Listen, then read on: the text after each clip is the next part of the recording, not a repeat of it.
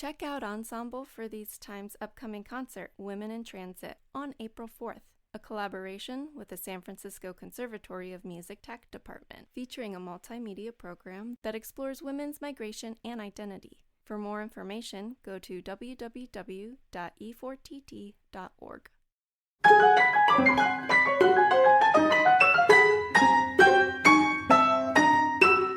Welcome to For Good Measure, an interview series celebrating diverse composers and other creative artists, sponsored by a grant from the California Arts Council.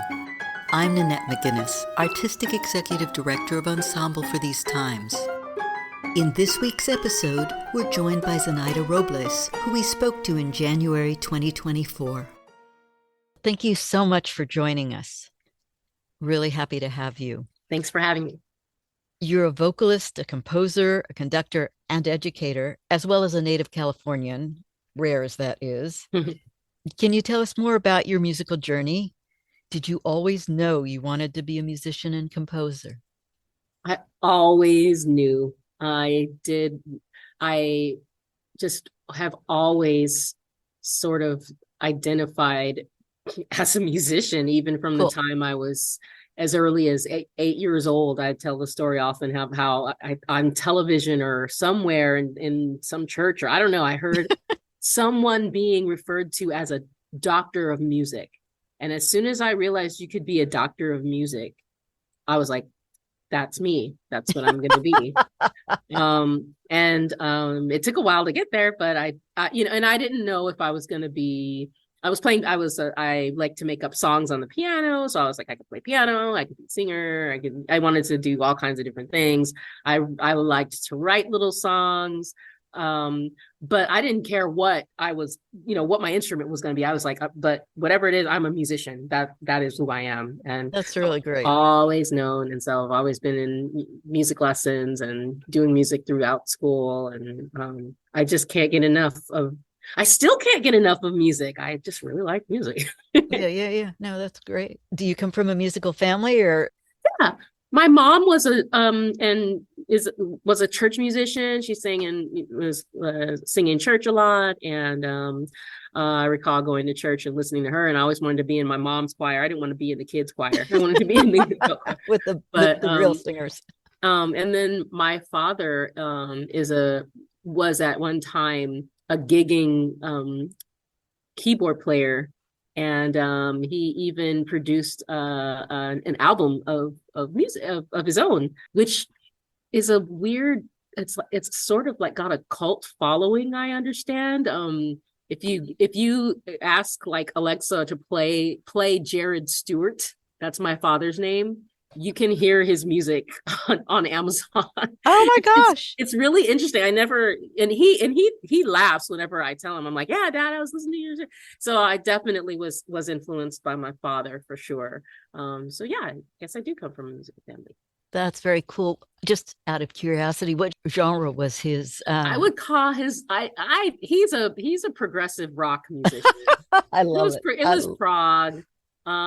He's got a lot of jazz influence also, and some funk and R&B in there, but mostly it's an instrumental album. He was a keyboard player, classically trained pianist. He also was quite a good bass player, actually, which I just discovered because my daughter now is playing electric bass. So my dad's kind of ridiculous, actually. Wow. Well, so you have one daughter? Two daughters. My oldest daughter is a singer, and she's looking at colleges for singing right now. Because she's a senior, which I can't believe. And my youngest daughter is a ninth grader. She's a freshman, and she's, like I said, she's a bass player. They both sing. We're a very musical family. My husband's a singer. Music all the time. They get sick of me, but I don't get sick of it. I love it. Sounds like my family. Not the professional music stuff. I'm the first professional musician, but we used to sing in the car. My mom taught me to harmonize by ear. Yeah. We would do stuff. My sister would sing the melody. I'd harmonize. My dad would sing the bass, that just leads to some fun times. Yeah, exactly. Yeah. You said you took lessons in other instruments. What other instruments do you play? Or have you played? So I did most of my classical training in piano Hmm. when I was young. I took piano lessons for maybe 8 years. I Nice. also I played flute in my middle school band. I was first chair. Woohoo. Um, I played. There was a very brief moment where I played accordion, but I like to point that out because I think it's interesting. And I liked the accordion, but it wasn't a piano, so I was like, I don't want to play this. I want to play piano, right? Like, why would Yeah. you give me an accordion? I don't know. And then that's the extent of any formal like training I had. I otherwise I just play whatever I can play. I try to figure out instruments. I'm a terrible brass. I cannot play brass instruments. But I'll fool around with strings and I can play a few chords on the guitar. And I love percussion. And I collect djembe drums and I have an assortment of different percussion Wow. at home. So I try.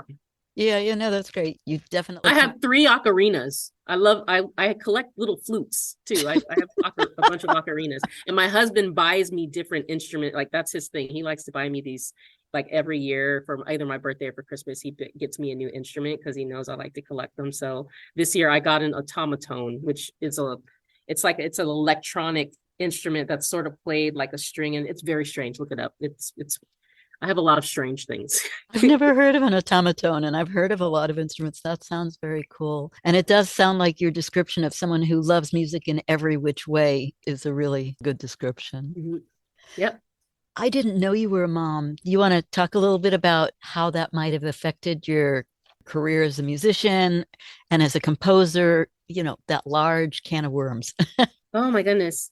I'm not sure if being a mom affected it in any. I'm not sure how being a mom affected my career. I think I always wanted to have a family and I always wanted to have a career, and I didn't know how it was going to work out. Children kind of just happened, you know, as they do. And I think you just kind of find a way to make it work. I think looking back, if I had been more, they say the human brain doesn't really fully develop until you're like 26 years old. And I think I had my first kid when I was 26. I don't think my brain was fully developed. Yeah. So I was doing, so there were a lot of, I think I was a little bit insane. I wasn't thinking, and children happen, but you make it work, and so I was, I was a mom. I worked part-time as a teacher, teaching choir. Mm-hmm. I did, and as my kids got a little bit older, I went back to school.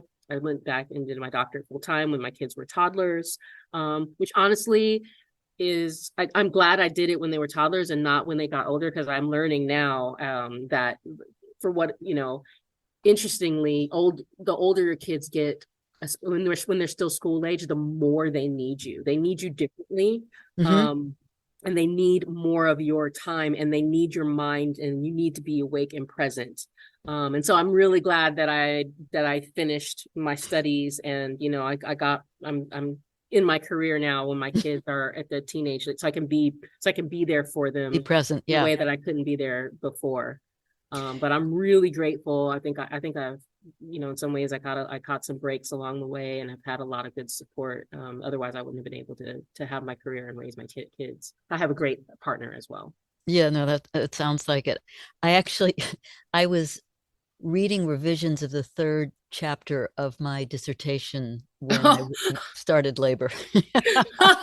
Oh my God. Well, hey, that's awesome though. You were already on the dissertation stage by the time before the kid was coming. That's amazing. Well, I was very determined that I wasn't going to be one of those women whose career was stopped because they had kids and then couldn't continue. So I was going to get pretty far done or close to done in terms of education before I had my kid. So I think that's really wise. Because I'll be honest, having children different and having a family, there were definitely sacrifices we had to make, I think. And there were, there's time that I lost, not being able to spend time with my children and my family because I was working and gigging and schooling and all that. I was grateful I had the best mother-in-law in the world, and she was the kids' primary caretaker when they were very young. Mm-hmm. But I can't get that time back. So, I wouldn't say I feel like I missed out because I was there, but I wasn't there like I may have been if I had gotten all the schooling out of the way or maybe had planned it out a little bit better. I don't have any regrets though. It's just, life throws at you what it throws at you and you go with it. So I went with it. In your bio, you describe your music as harmonically colorful, rhythmically driven, heavily modal, occasionally with African elements and touches of progressive rock. This is such an enticing description. Can you talk about your music and the different influences on your style? Do tell me more, please. Yeah, thanks for asking. This is it's so interesting to think about this because when I wrote it, I really was thinking about very specific things.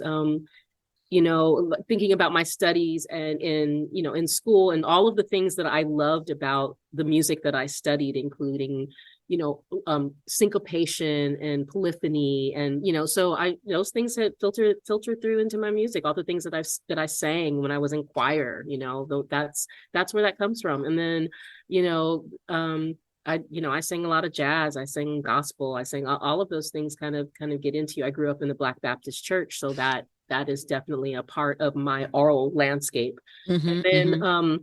I didn't know what progressive rock was when it was influencing me, but I was definitely influenced by it. And new age music as well, because, I was that weird kid that would look for the radio station that played the instrument only music, the instrumental music, so I was listening to classical music. And back in, there's this radio station down here called The Wave. There was a time when The Wave used to be, smooth sounds. It was very like ambient and new age and progressive rock and, and smooth jazz.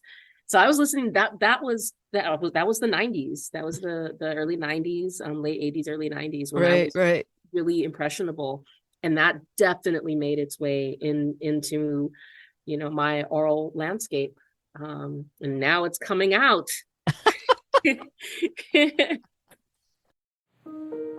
Thank you for listening to For Good Measure, and a special thank you to our guest, Zanaida Robles, for joining us today. If you enjoyed this episode, please subscribe to our podcast by clicking on the subscribe button and support us by sharing it with your friends, posting about it on social media, and leaving us a rating and a review. To learn more about E4TT, our concert season online and in the Bay Area, or to make a tax-deductible donation, please visit us at e4tt.org. This podcast is made possible in part by a grant from the California Arts Council and generous donors like you. For Good Measure is produced by Nanette McGuinness and Ensemble for These Times and designed by Brennan Stokes, with special thanks to co-producer and audio engineer Stephanie M. Neumann. Remember to keep supporting equity in the arts and tune in next week for Good Measure.